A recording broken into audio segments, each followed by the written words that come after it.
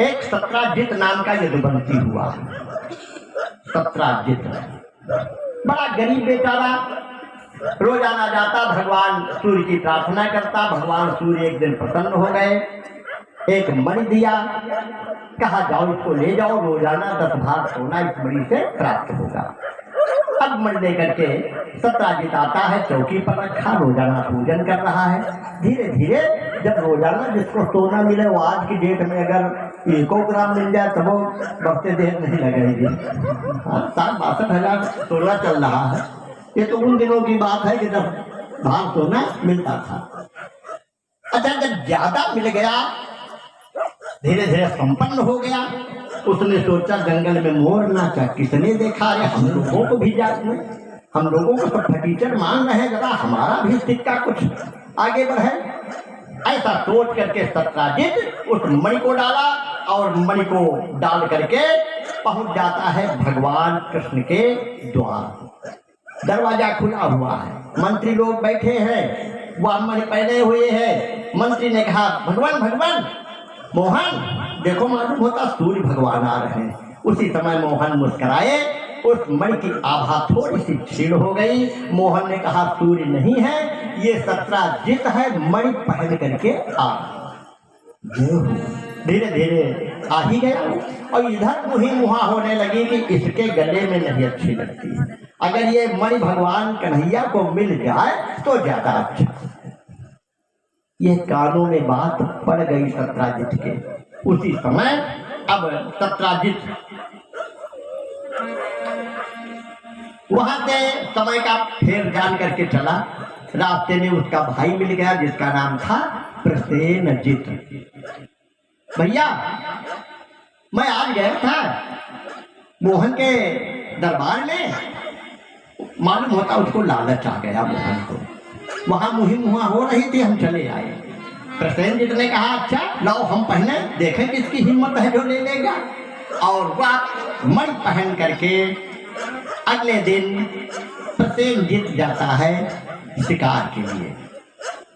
जब शिकार के लिए गया, दैव योग से उसी का शिकार हो गया। जिस जंगल में गया उस जंगल में एक रीछ था, रीछ ने मारा और मार करके मणि को लेकर के वो चला जाता है। इधर जब संध्या हो गई, प्रसेनजित नहीं लौटे तो घर में रोना पीटना मचा, अटूटी वह आस की धारा। अब सत्राजित को संदेह हुआ और मोहन ने उसको मारा है।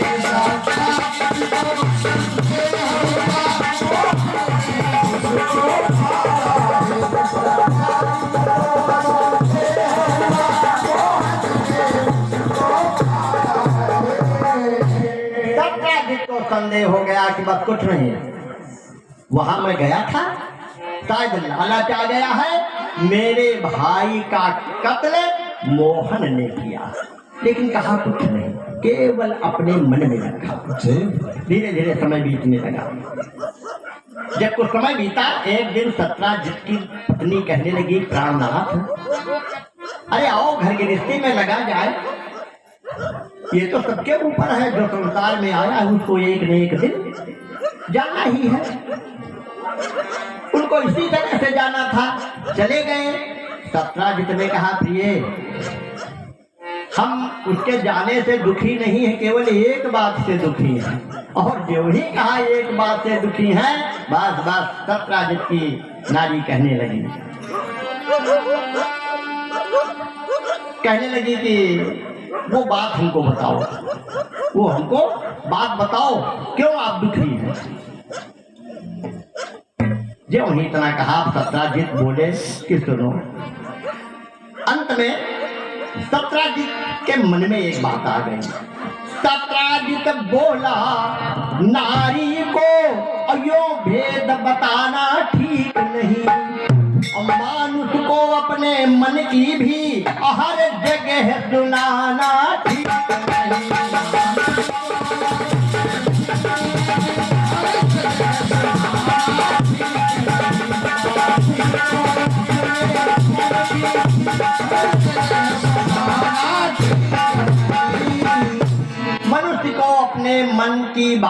हर जगह बताना ठीक नहीं रहता। अच्छा, कुछ नियम है। बहुत लोग हम ये करने वाले हैं, वो करने वाले हैं, ऐलान कर देते हैं, और जब काम नहीं होता तो वही लोग हंसी के पात्र बन जाते हैं।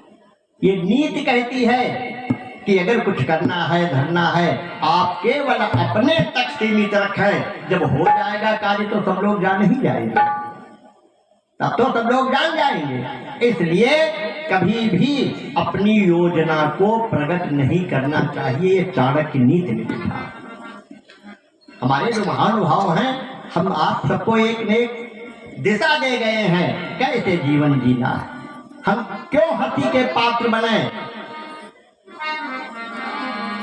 इसलिए बहुत सावधान पूर्वक हमको आपको अपना जीवन यापन करना है। अब इधर सत्राजित सोचने लगे कि नारी को बात बताना ठीक नहीं। देखो, नारियों को साफ है, खाना हजम हो जाएगा, पानी हजम हो जाएगा, लेकिन बात इनके हजम नहीं होती। कारण क्या है? युधिष्ठिर ने श्राप दे दिया अपनी माँ को, क्योंकि कुंती माँ ने,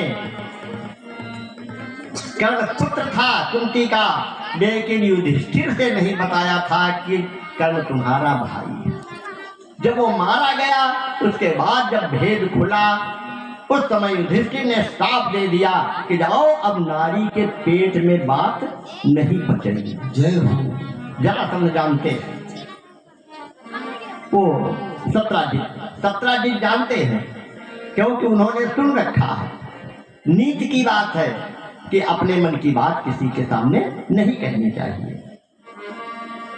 जो ही इतना कहा, सत्राजित की पत्नी कहने लगी कि अच्छा, बेकार है, अर्धांगिनी अर्धांगिनी कह दिया गया है। अगर हम अपनी बात न बताओ या तुम अपनी बात हमसे न बताओ, ये कैसा संबंध है?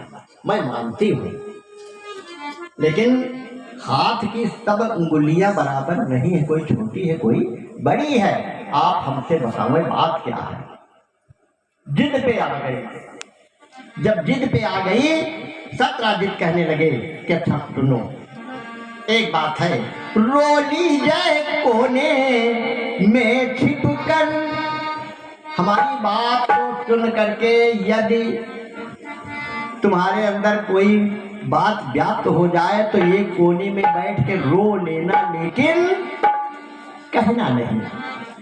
रो ली जाए कोने में छिपकर, जो सुनकर मन को सबर न हो, पर प्राण प्रिय सौगंध मेरी, और यह कानों कान खबर ना हो।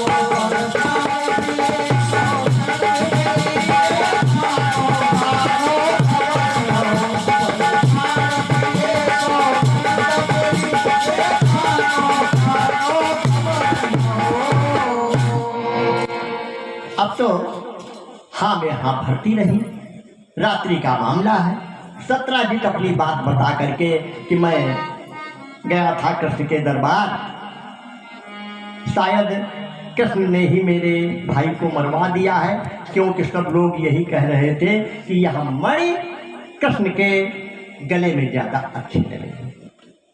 बस मुझे पूर्ण विश्वास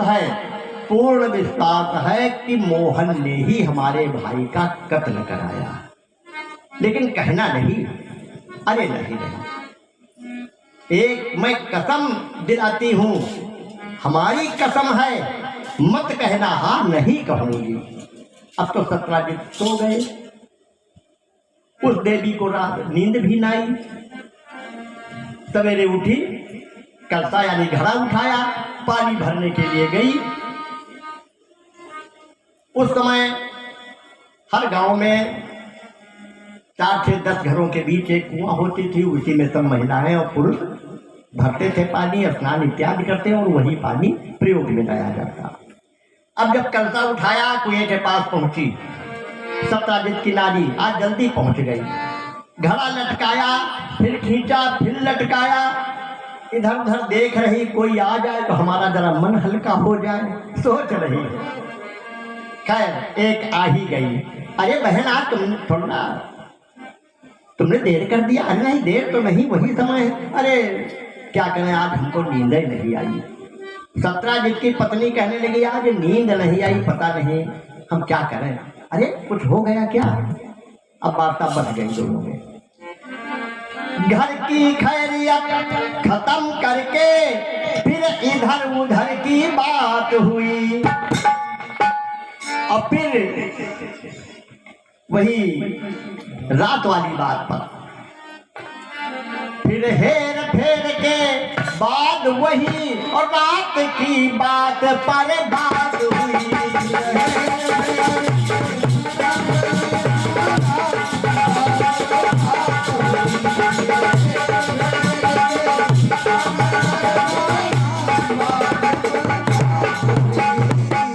बात उसी बात पे आ गए।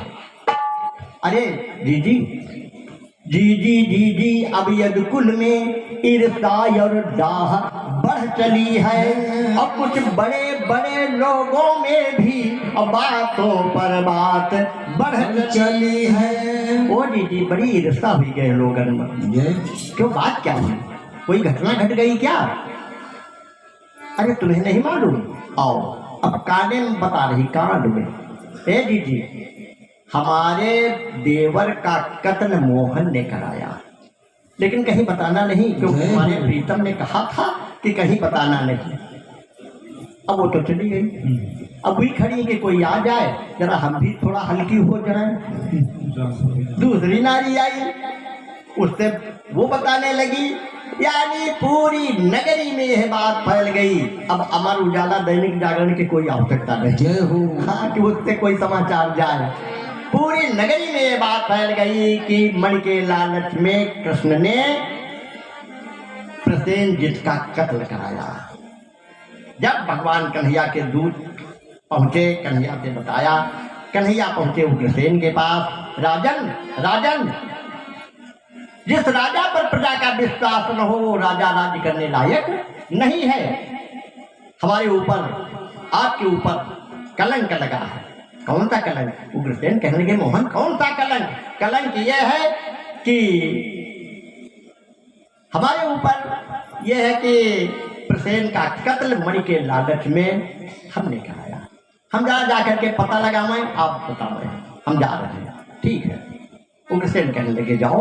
और उसी समय अब थोड़ी सी सेना लेते हैं, मोहन और बलराम पहले तो पता लगाते हैं कि किस जंगल में गया था। जिस समय जंगल में पहुंचे देखा एक जगह कुछ खून की बूंदें पड़ी हैं, और आगे बढ़े, रीछ के पंजों के निशान हैं, फिर खून, यानी धीरे धीरे उसी के सहारे बढ़ते गए। एक गुफा में खून की बूंदें और रीछ के पंजों के निशान समाप्त हो रहे थे। मोहन जान गए कि बस इसी गुफा में वो है। अपने साथियों से कहा, भैया 15 दिन तक मेरी रास्ता देखना और उसके बाद चले जाना। अब तो मोहन अंदर गए, और जो ही अंदर गए, जब अंदर गए तो देखते क्या है, एक छोटी सी बात और याद आ गई। ये